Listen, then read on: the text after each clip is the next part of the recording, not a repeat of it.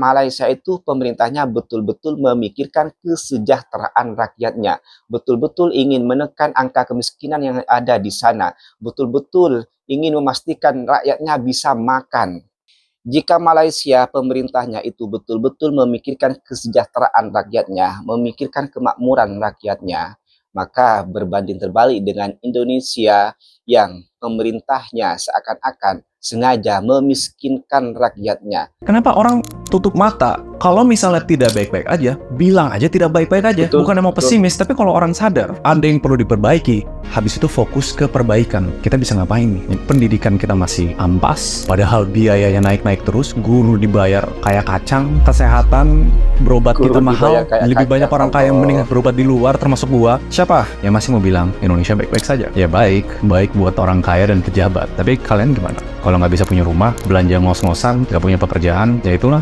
Mungkin chapter terakhir ya, biar nggak muluk-muluk. Solusinya apa? Punyalah hati nurani. Kalau mau memperkaya diri, silahkan. Tapi jangan dengan harga orang lain dimiskinkan. Nggak gitu caranya. Coba kira-kira pajak ini semua dinaikkan buat apa? Ada nggak satu project yang ambil anggaran lebih di Indonesia? Super project kita. Pikirinlah rakyat kecil. Mereka kerja apa, makan apa. Karena kalau mereka yang nggak diperhatiin, ya kalian makin kaya. Tapi yang lain makin miskin, bos. Indonesia nggak bakal maju kalau misalnya semuanya miskin.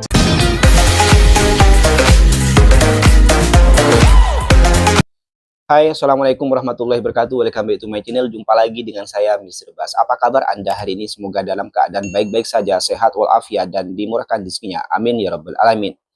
Jika Malaysia pemerintahnya itu betul-betul memikirkan kesejahteraan rakyatnya, memikirkan kemakmuran rakyatnya, maka berbanding terbalik dengan Indonesia yang pemerintahnya seakan-akan sengaja memiskinkan rakyatnya. Ya, kira-kira itulah narasi-narasi yang sedang banyak diperbincangkan di Indonesia, di sosial media, bahwa pemerintah sengaja memiskinkan rakyatnya.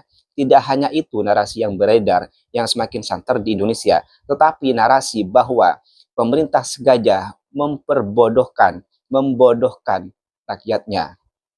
Itulah dua narasi-narasi yang sedang menjadi perbincangan akhir-akhir ini di sosial media. Narasi-narasi ini berbanding terbalik dengan apa yang terjadi di Malaysia, dengan apa yang ada di Malaysia, yang mana pemerintahnya itu betul-betul memikirkan kesejahteraan masyarakatnya, rakyatnya. Kenapa saya bilang seperti itu? Apa yang mendasari saya bicara seperti ini? Ya, kita tahu sendiri ya bahwa negara Malaysia, pemerintahnya itu menggelontorkan subsidi, memberikan subsidi secara ugal-ugalan, secara brutal, dengan jumlah yang besar kepada sektor-sektor tertentu di Malaysia. Seperti subsidi yang tinggi di sektor pendidikan, sehingga pendidikan di sana bisa diakses oleh seluruh rakyat Malaysia. Biaya pendidikan di Malaysia boleh dijangkau oleh seluruh lapisan masyarakat Malaysia. Satu. Yang kedua, seperti subsidi yang tinggi di sektor kesehatan, sehingga biaya pengobatan di sana itu murah dan bisa dijangkau oleh seluruh lapisan masyarakat Malaysia.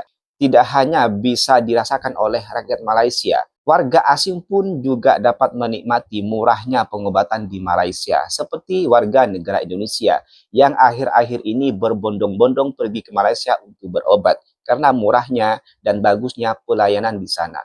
Kemudian pemerintah Malaysia juga memberikan subsidi yang besar pada harga minyak, sehingga harga minyak itu jadi murah dan berpengaruh kepada harga-harga barang lainnya menjadi murah. Selain itu, kabar yang beredar baru-baru ini bahwa pemerintah Malaysia menaikkan gaji minimum menjadi 1.700 yang tadinya 1.500. Jadi per tahun 2025 nanti, kalau tidak salah per bulan Februari itu sudah tidak ada gaji di bawahnya 1.700.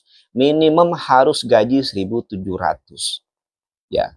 Ini beda lagi dengan rakyatnya yang graduate university yang tidak boleh digaji minimum, harus di atasnya 1.700. Wow.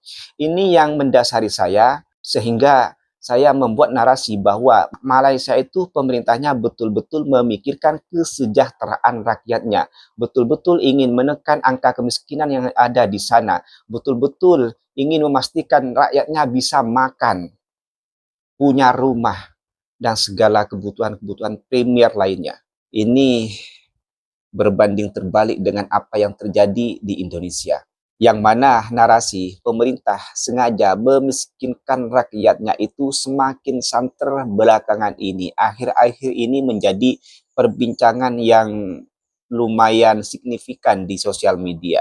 Tidak hanya itu, narasi pemerintah membodohkan rakyatnya itu juga semakin santer belakangan ini. Itu narasi-narasi yang beredar di sosial media. Itu bukan hanya opini pribadi saya, tetapi saya menyetujui narasi-narasi itu. Aduh.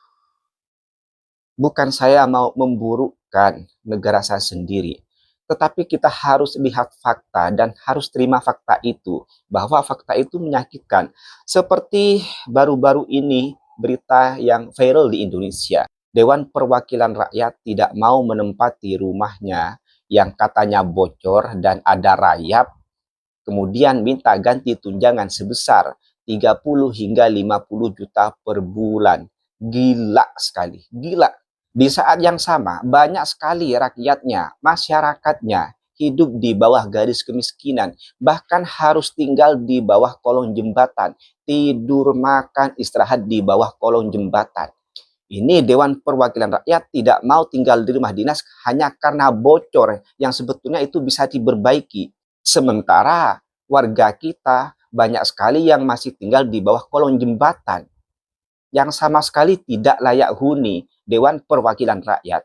Lalu bagaimana bisa netizen-netizen Indonesia ini mengatakan bahwa tidak setuju kalau pemerintah, kalau negara Indonesia ini sengaja memiskinkan rakyatnya. Hanya karena rumah dinasnya bocor, lalu Dewan Perwakilan Rakyat ini tidak mau menempati dan minta ganti tunjangan 30 hingga 50 juta untuk tinggal di perumahan. Itu dikasih tunjangan tiap bulan. Gila bukan? Gila banget ya, gila. Sakit hati saya.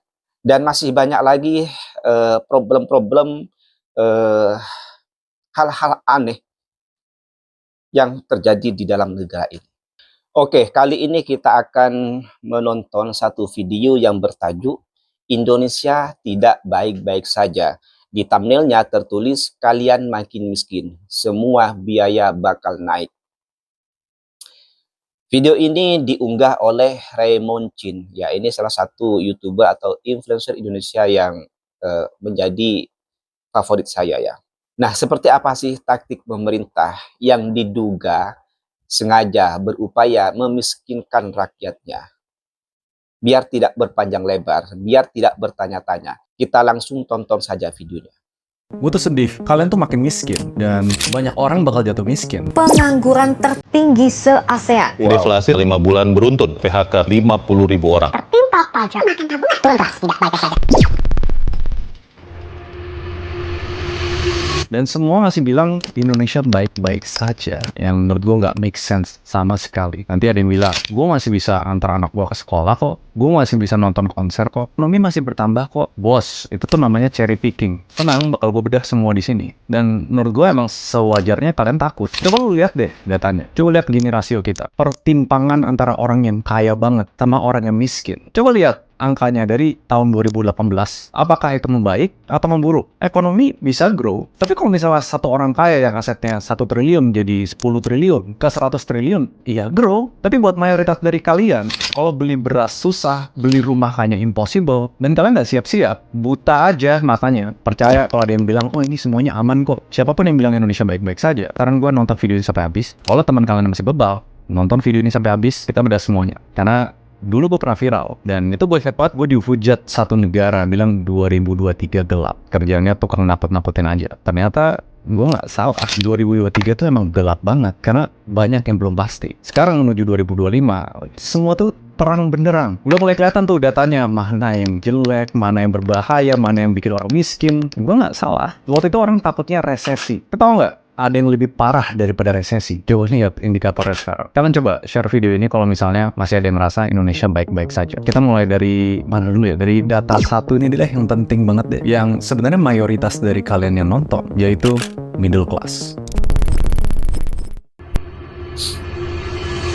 Apa sih ciri-ciri negara maju? Simple. penduduknya didominasi oleh middle class. Dan ini statement bukan dari gua, ini dari Pak Bambang, yaitu Kepala Bappenas kita. Kenapa middle class sepenting itu? Dan kenapa selama 5 tahun terakhir anjloknya parah dan nggak ada yang ngerti kenapa ini penting? Mikir deh, negara kita, GDP itu didorong sama konsumsi rumah tangga. Dan biasanya di negara yang maju, konsumsi itu didorong sama middle class. Kalau middle class kita turun, negara kita anjlok. Coba lihat data pengangguran. Indonesia itu yang paling gede di antara negara ASEAN lain. Coba lihat data layoff selama, nggak usah lama-lama deh, 1 tahun terakhir deh. Berapa banyak orang kehilangan pekerjaan mereka. Kuncinya itu dulu, yang pertama kalian harus ngerti soal middle class. Dan kalian bisa lihat negara-negara tetangga yang dari negara bobrok sampai negara maju, coba lihat berapa banyak kaum middle class di negara mereka. Dan ini buat kalian-kalian yang jadi korban dari apapun yang terjadi di negara kita, yang kejar-kejaran gaji bulanan, paycheck to paycheck. Dan ini ada satu cerita dari salah satu pemilik warung ya. Dulu tuh karyawan makan di warung nggak tanya harga. Sekarang sebelum makan mereka tanya dulu, oh harganya kemahalan nggak, jadi ini makan di sana. Dan ini yang terjadi di middle class kita. Kalau misalnya kalian yang masuk di kaum menengah dan kalian harus hidup makan tabungan yang secara data memburuk ya, dan nggak bisa ngisi tabungan karena pengangguran lagi banyak, layoff di mana-mana. Udah, sebenarnya satu indikator ini aja tuh udah ngasih lihat ke kalian Indonesia nggak baik-baik aja. Belum nanti gue ngebahas tentang deflasi yang katanya nggak apa-apa, ekonomi masih bertumbuh kok. Ya lihat orang kaya makin kaya berapa. Ya udah deh, nggak usah basa-basi. Kita bahas yang lagi rame di bela-bela sama negara ya, yaitu masalah deflasi.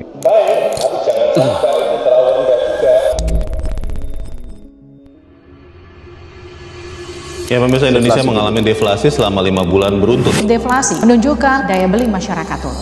Apakah resesi ekonomi akan terjadi? Benarkah hanya akan mengimpit kelas menengah ke bawah? Buat yang nggak ngerti, intinya deflasi itu penurunan harga barang. Lawan kata dari inflasi. Orang tuh selalu ngerasa, inflasi serem banget, harga makin naik. Terus orang mikir, bagus dong deflasi ya, makin bisa beli beras, makin murah. Berarti kalian nggak terlalu ngerti ekonomi. Ini menurut ekonom, kondisi deflasi di Indonesia sekarang bisa jauh lebih berbahaya. Simpel lagi nih, kita crash course ya. Penurunan harga terjadi karena 2 hal. Satu, karena produksi barang yang banyak banget. Itu bagus, artinya barang-barang bisa jadi lebih murah. Itu namanya supply push deflation. Tapi kalau deflasi terjadi karena satu ini, demand pull deflation. Simpelnya gini ya, orang mulai nggak punya duit, orang mulai nggak belanja. Rumus ekonomi kan supply demand. Kalau makin sedikit orang yang beli, ya harga makin turun. Kalau deflasinya karena itu nggak bagus. Menurut gue lebih parah daripada inflasi. Ya di level tertentu lah. Sekarang datanya udah mendukung kan. Middle class turun, pengangguran masih banyak, layoff lagi gede. Coba kalian pakai akal sehat. Menurut kalian penurunan harga barangnya karena apa? Intinya karena bisa jadi kan gara-gara pendapatan atau uang di masyarakat semakin susah untuk didapatkan. Kenapa tuh kira-kira uang di masyarakat makin langka? Karena 2 hal. Lapangan pekerjaan nggak ada. Gue udah banyak bahas di video sebelumnya tentang premature deindustrialization. Dan karena biaya-biaya atau pajak semakin tinggi. Dan ini ekonom yang bilang deflasi yang terjadi selama 5 bulan berturut-turut memperlihatkan dengan jelas masyarakat kelas pekerja tidak punya uang untuk berbelanja. Kalian brand owner harusnya ngerasain juga. Susah kan jualan tahun ini kan? Tahun depan mungkin bakal lebih susah lagi. Mungkin. Mari kita bedah strateginya untuk memiskinkan masyarakat. Ini caranya nih. Pemerintah Orang kaya semakin kaya, orang masyarakat. miskin semakin miskin. Karena ada berbagai kenaikan iuran maupun harga pada tahun depan. Bangun rumah sendiri akan dikenai pajak yang lebih besar mulai tahun depan. Ya sekarang gue pakai disclaimer lah, 2025 menurut gue bakal agak tough karena udah tahu kuncinya di middle class. Kenapa middle class yang harus nanggung biaya lebih banyak? Kalau yang kelas bawah, oke lah masih bisa dapat BLT, PKH, subsidi. Malah yang aneh, kelas atas yang tajir-tajir banget nih, peluang investasi sama properti lebih luas. Peringanan pajak, kabur-kaburan bolehlah, atau namanya dominasi ekonomi politik. Yang penting deket sama pejabat nih katanya. Apalagi kalau proyek infrastruktur pemerintah. Di saat satu rakyat dimiskinkan, pasti ada yang lain yang diperkaya. Apakah itu pejabat? Apakah itu pebisnis? Apakah itu artis yang baru masuk politik? Kita nggak tahu. Dan beberapa gue tahu follow IG gue. Punyalah hati nurani. Kalau mau memperkaya diri silahkan, tapi jangan dengan harga orang lain dimiskinkan. Nggak gitu caranya. Coba kira-kira pajak ini semua dinaikkan buat apa? Ada nggak satu proyek yang ambil anggaran lebih di Indonesia? Super project kita. Pikirinlah rakyat kecil. Mereka kerja apa, makan apa. Karena kalau mereka yang nggak diperhatiin, ya kalian makin kaya. Tapi yang lain makin miskin, bos. Indonesia nggak bakal maju kalau misalnya semuanya miskin. Semuanya nggak jadi middle class. Dan yang lebih parah tuh aspiring middle class yang udah dikit lagi dia masuk middle class tapi dijegal, karena ini bisa jadi awal kehancuran negara kita. Masyarakat kelas menengah tampaknya semakin tercekik dengan kebijakan yang dibuat oleh pemerintah. Pajak, iuran wajib, hingga pengetatan subsidi tampaknya membuat masyarakat kelas menengah ini semakin terhimpit hingga akhirnya turun kelas. Ini kan kalian yang nonton mayoritas asumsi gue adalah kelas menengah atau sedikit ke bawah. Kita baca cepat ya, karena banyak list. PPN naik ke 12%, bangun rumah pribadi jadi naik pajak, BPJS bakal naik, BBM mungkin bakal naik, LPG 3 kilo, pajak 0,5% nggak berlaku lagi untuk UMKM, khusus yang tahun ke-7 ya, itu 1 juta UMKM lebih. Motor mobil wajib asuransi, potong gaji lagi untuk program pensiunan, inflasi beras 20% year on year, dan the almighty Tapera. Kenapa ya? Kira-kira negara naikin semua biaya itu, padahal indikatornya sudah jelas kita butuh menolong middle class ini. Kalau misalnya middle class nggak bisa diselamatin, malah dibebanin pajak dan biaya, nggak dikasih lapangan pekerjaan, ya itu menurut gua awal dari kehancuran sebuah negara. Nggak hancur lah, nggak bisa maju intinya. Apakah Indonesia baik-baik saja? Kelihatannya sih, menurut gua enggak ya. Kita masuk ke chapter selanjutnya, the catastrophe.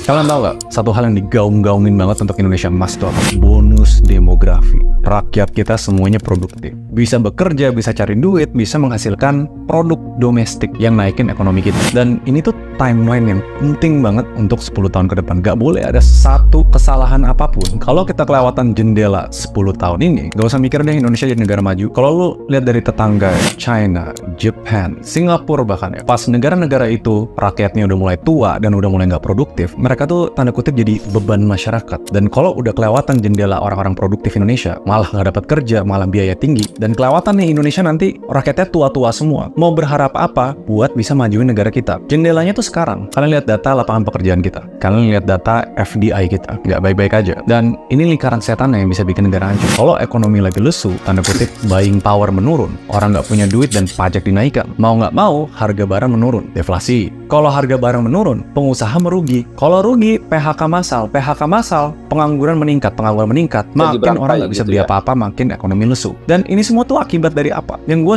selalu berkoar-koar, kalau lu mau Indonesia 8% pertumbuhannya, mana FDI-nya? Mana asing yang mau invest di kita? Di mana lapangan pekerjaan hasil dari industrialisasi? Dan kebanyakan investasi asing itu padat modal, bukan padat karya. Kenapa gue kesel ngeliat ini? Selain dari diserang buzzer, kenapa orang tutup mata? Kalau misalnya tidak baik-baik aja, bilang aja tidak baik-baik aja. Bukan mau pesimis, tapi kalau orang sadar ada yang perlu diperbaiki, habis itu fokus ke perbaikan. Kita bisa ngapain nih? Ya gue yang punya platform, gue speak up, gue mengedukasi masyarakat. Dan kalau kalian fine-fine aja sekarang, ya good, kalian punya duit. Gimana masyarakat yang lain? Pendidikan kita masih ampas, padahal biayanya naik-naik terus. Guru dibayar kayak kacang, kesehatan, berobat kita mahal. Lebih banyak orang kaya yang mending berobat di luar, termasuk gua. Siapa yang masih mau bilang Indonesia baik-baik saja? Ya baik buat orang kaya dan pejabat. Tapi kalian gimana? Kalau nggak bisa punya rumah, belanja ngos-ngosan, nggak punya pekerjaan, ya itulah.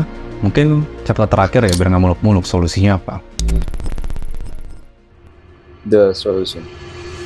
Saudara, secara ringkas, program saya untuk membawa Indonesia keluar daripada keterpurukan, kembali menempati tempat yang terhormat, sebagaimana selayaknya ditempati oleh bangsa yang besar seperti Indonesia. Ini ya, solusi nomor 1 adalah nggak usah bilang Indonesia baik-baik saja. Lu sebut satu indikator yang membaik, lu bisa sebut 5-10 yang tidak membaik. Korupsi, indeks demokrasi, middle class, pengangguran. Coba, apa yang baik-baik saja? So, melek lah. Misalnya kalau dibayar, tolong sebut Indonesia baik-baik aja. Kalian punya harga diri lah. Indonesia tidak baik-baik saja. Dan nggak apa-apa kita akuin itu. Sekarang kita fokus berbenah. Step 1, kesadaran. Step 2, kemauan. Sekarang kita udah tahu nih, situasinya susah. Jadi caranya adalah kita membantu sesama. Fokus ke pekerjaan, naikin skill kita. Gue juga tahu kok koar-koar bilang pemerintah kita ampas juga nggak kemana-mana, dan gue nggak ada intention masuk politik. Kalau misalnya nggak bisa cari pekerjaan di sini, cari pekerjaan di luar. Bukan yang nggak nasionalis, tapi tiap orang perlu makan. Ada cara-cara yang kita nggak usah bergantung sama Indonesia untuk kita membenahi diri sendiri. Kalau udah bisa membenahi diri sendiri, kita bantu teman kita. Jangan sampai mereka kesusahan secara finansial. Step 3,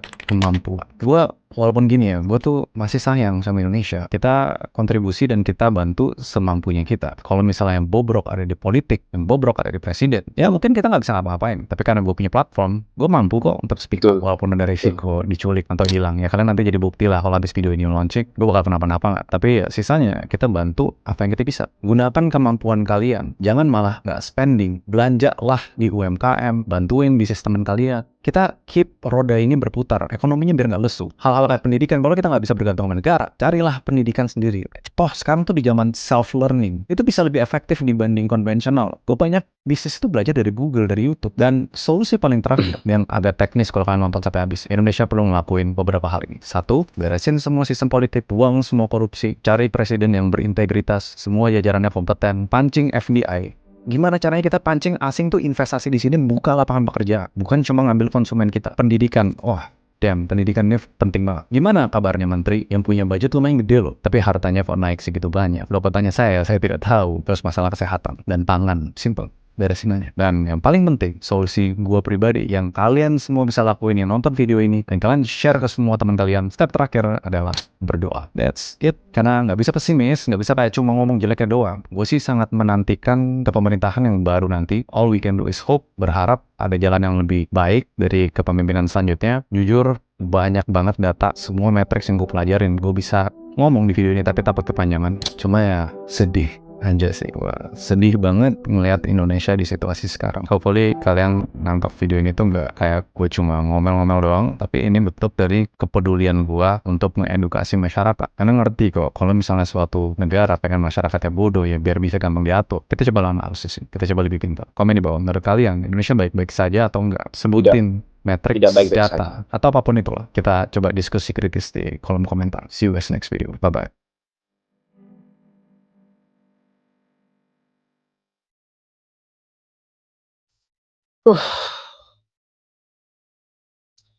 Mungkin saya tidak perlu panjang lebar. Semua sudah terdengar jelas, sudah dipaparkan dengan jelas. Kondisi Indonesia saat ini sedang tidak baik-baik saja. Deflasi bukannya menguntungkan tapi merugikan. Harga barang di pasaran murah bukan karena melimpahnya hasil produksi atau komoditas yang diedarkan di pasaran, tetapi karena kurangnya daya beli dari masyarakat disebabkan kurangnya duit. Sekarang duit tabungan aja udah dimakan, itu artinya pemasukan warga kita, apalagi kelas menengah, itu sudah tidak baik-baik saja, sudah berkurang, sehingga mereka harus makan uang tabungan. Saya sih tidak mau bicara banyak ya, semua sudah dipaparkan dengan jelas ya, seperti tadi caranya pemerintah, caranya negara memiskinkan rakyatnya itu seperti apa, indikasi-indikasinya itu seperti apa. Ya, kalian tadi sudah tonton sendiri ya, sudah Anda cermati sendiri. Saya tidak perlu menjelaskan. Intinya saya ingin Indonesia menjadi lebih baik dan terus baik.